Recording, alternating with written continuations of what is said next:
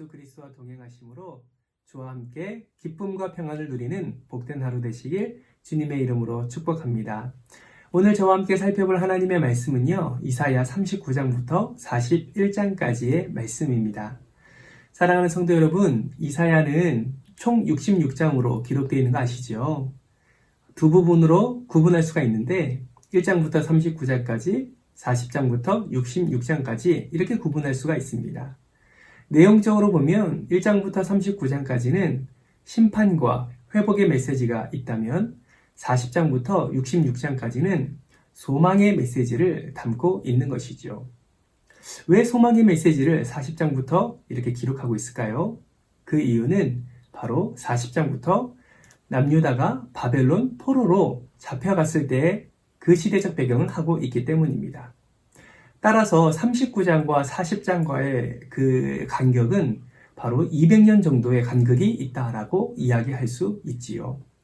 소망이 없는 그 시대, 나라도 없고 그리고 자기 백성도 없는 그 어려운 시대에 이사야 선지자를 통하여서 다시금 구원과 또 예루살렘으로 다시 돌아올 것이라는 그런 귀한의 소망의 메시지를 이렇게 선포하게 하신 것이죠. 따라서 이사야 39장은 40장을 연결하는 굉장히 중요한 장입니다. 왜냐하면 왜 그들이 소망이 없는 나라가 되었는지를 그 이유를 말해주고 있기 때문입니다. 사랑하는 성도 여러분, 39장은 우리가 너무나 잘 알고 있는 히스기야 왕이 나옵니다. 히스기야가 질병에 걸렸다가 하나님의 은혜로 15년이라는 생명 연장을 선물로 받았지요. 그리고 39장에서 바벨론, 그 당시에는 힘이 그렇게 세지 않았던 바벨론 무로닥 발라단 왕이 사신을 보내고 그 사신들로 하여금 히스기야를 또 무난하게 하고, 히스기야는 모든 것을 보여주면서 자신의 왕위 그리고 자신의 모든 그런 물질의 풍요로움 이런 것들을 자랑하는 내용이 담긴 장입니다. 사랑하는 성도 여러분, 그러면 이스라엘이 왜 소망이 없는 나라로 그렇게 나아가게 되었을까요? 바로 히스기야의 모습을 통해서 우리가 확인할 수 있는데요. 히스기야는 이것 때문에 하나님께 또 책망을 받게 되었고, 그 아들 시대 때부터 굉장히 또 어려움을 겪게 되는 그런 힘든 과정을 겪게 되었습니다. 그럼 히스기야가 범한 죄가 무엇입니까? 단 한 단어로 표현한다면 무엇일까요? 그것이 바로 교만입니다. 히스기야는 굉장히 교만했습니다. 병문안 온 그 사절단에게 하나님을 자랑하기보다 자기의 물질과 자기의 군사력과 자기의 모든 것을 자랑하기에 여념이 없었죠. 그리고 히스기야는 이사야 선지자의 책망의 말을 듣고 나서도 자신의 교만함과 이기적인 마음을 숨기지 않았습니다. 결국 그 교만함이 남유다의 패망을 가져오게 되는 그런 원인이 되었고, 결국 이사야의 예언대로 바벨론에게 포로로 잡혀가 70년이라는 세월을 그렇게 노예로, 포로로 그렇게 지내게 되었던 것이죠. 이 39장을 통해서 우리가 확인해야 될 것은 교만은 패망의 선봉임을 기억하면서 하나님이 가장 싫어하시는 죄다라는 것을 반드시 기억하고, 정말 하나님께 은혜 받을 자로서 더욱더 겸손하게 하나님께 나아가야 된다는 사실, 이것을 반드시 기억하시길 바랍니다. 이사야 40장은 어떤 내용이 있습니까? 이사야 선지자를 통하여서 이스라엘 백성이 포로되었다가 다시 회복될 것을 예언하고 있습니다. 조금 전에도 말씀드렸다시피 이 이사야 40장은 바벨론으로 포로로 잡혀간 그런 백성들에게 하나님의 그 구원의 메시지를 선포하는 것입니다. 하나님께서 새 힘을 주시고 전지전능한 하나님께서 인간이 상상하지 못할 그 방법으로 너희를 예루살렘으로 다시 귀환시키실 것이라는 그 소망의 메시지를 전하는 것이죠. 특별히 이사야 40장에는요, 외치는 자의 소리가 세 군데가 나옵니다. 한번 찾아보시겠습니까? 외치는 자의 소리. 세 군데에서 하나님은 이사야 선지자를 통해서 이렇게 외쳐라 라고 말씀하고 있지요. 첫 번째 외침은 무엇입니까? 바로 광야에서 예비하는 여호와의 길입니다. 구원을 선포하는 이사야 40장의 메시지. 그런데 외치는 자의 소리에서 광야에서 예비하는 여호와의 길을 외치라는 것이죠. 그러면 광야에서 예비하는 여호와의 길은 과연 무엇을 의미할까요? 그것은 바벨론 포로 후에 70년 후에 다시 구원시키겠다라는 의미를 담고 있고요. 또 신약 시대에는 예수 그리스도의 오실 길을 예비한 세례 요한을 생각해 보면 지금이 회개할 때임을 또 외치는 자의 소리를 통하여서 알게 하신다라는 것이죠.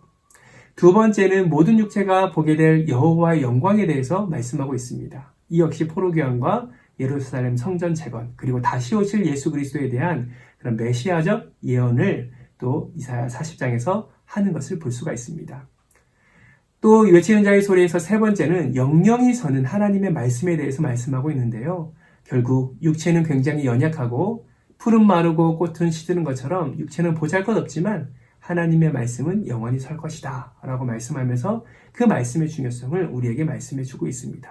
결국 이 말씀을 붙잡는 자, 이 말씀을 따라 행하는 자, 구원을 맛볼 뿐만 아니라 하나님께서 새 힘을 더하셔서 여호와를 앙망하는 자에게 정말 새 힘을 공급해 주시고 구원의 은혜를 더해 주신다라는 것을 이사야 40장을 통해서 우리에게 말씀해 주고 있습니다. 이사야 41장은요. 열방의 세력들에게 도전하는 하나님의 행위들을 보여주고 있습니다. 다시 말하면 열방과 마주친다는 것, 열방과 또 마주대한다는 것은 하나님의 심판을 의미하는 것입니다. 41장을 통해서 확인하는 것은 열방을 가운데 마주치는 그 하나님은 심판의 메시지를 선포하지만 하나님의 백성에게는 심판의 메시지가 아닌 구원의 길을 열어주신다는 것을 우리에게 말씀하고 있습니다. 그래서 41장은 어떤 하나님에 대해서 이야기를 하고 있나요? 바로 용서의 하나님, 그리고 보호의 하나님, 그리고 주시는 하나님, 이런 하나님의 은혜들을 이사야 41장을 통해서 확인할 수가 있습니다. 용서의 하나님은 직접 우리에게 오셔서 응답하시고 죄를 용서해 주시는 그 하나님의 모습을 그려주고 있고요. 보호의 하나님은 외적으로부터의 보호, 그리고 굳세게 하시는 하나님, 그리고 도우시는 하나님의 그 은혜를 기록하고 있습니다. 또 주시는 하나님은 긍휼을 베푸시고 필요한 것들을 채우시고 그리고 생명을 주시는 그 소망의 하나님, 그 생명의 하나님을 우리에게 낱낱이 보여주고 있다라는 사실입니다. 사랑하는 성도 여러분, 이사야 39장부터 41장까지 핵심 내용들을 한번 살펴보았는데요. 여러분 어떠십니까? 이사야 39장부터 41장을 묵상하시면서 우리가 버려야 할 것, 그리고 우리가 취해야 할 것, 이것이 분명하게 나타난 줄 믿습니다. 우리가 버려야 될 것은 무엇인가요? 바로 교만이지요. 하나님이 가장 싫어하시는 교만, 오늘 하루도 버리시기를 주님의 이름으로 축복합니다. 은혜 받은 자로서 시간이 지나면 지날수록 더욱더 겸손해지는 저와 여러분, 그래서 새 힘을 공급해 주시고 구원을 공급해 주시는 그 하나님의 은혜를 풍성히 맛보는 오늘 하루가 되었으면 좋겠습니다.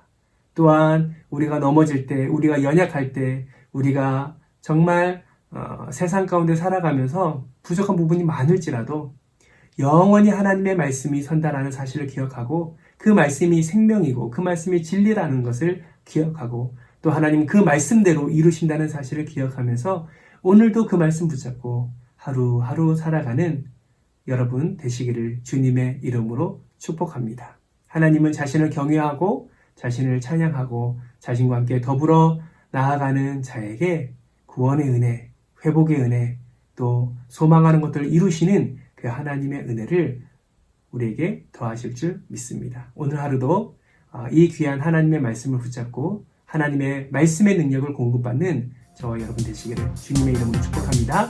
감사합니다.